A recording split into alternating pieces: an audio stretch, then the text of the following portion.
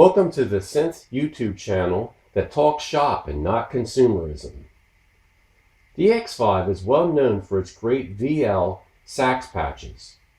For those who don't know, VL is physical modeling technology.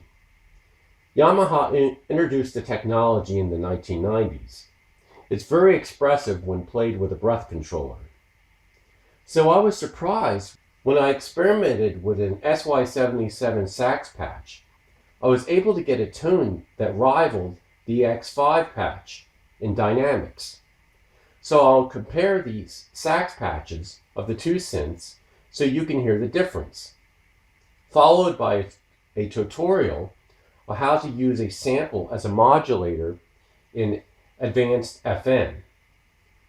So far I found it works well for sax and French horn, but I also think it would be good for adding higher overtones to a lead guitar. The Beethoven piece probably wasn't the best piece to demo the sax. By the way, the strings that I played were coming from the EX5. I worked for over 20 years to create a sample library.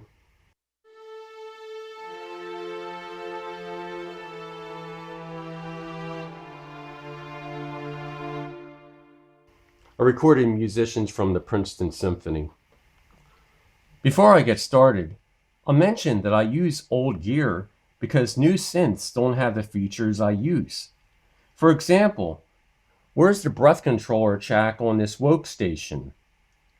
Because the Korg Kronos is state-of-the-art, it doesn't have a breath controller jack. Okay, I got saxophones loaded into both instruments. It may have been better if I played a pop piece on the sax, but I'll just play between the two instruments so you can hear the difference.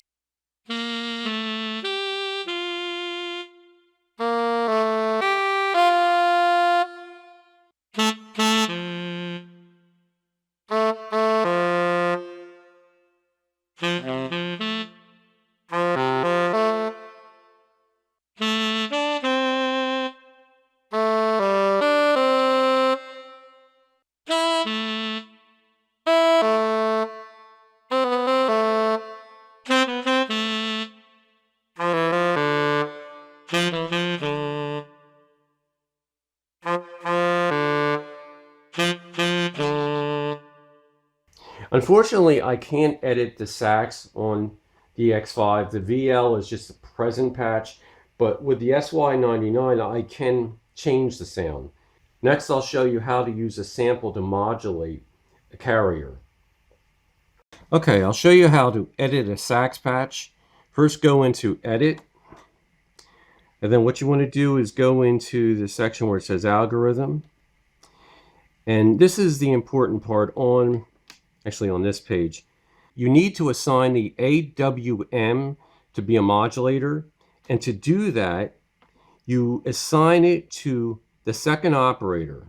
See, I turned it off and now you turn it on, and that makes it so that the sample is input to affect the carrier. And you can set the sensitivity on this page, and I have it set to 5. And it doesn't really matter which algorithm you use as long as operator 2 is modulating operator 1. Then you can go into the output page, and this is the important part. By raising this setting, you can hear how much it affects the sound. That's a considerable amount. Now I can raise it, and it starts to distort it. And that's too much. Now, if you put it down to 0, it's just you hear the sample.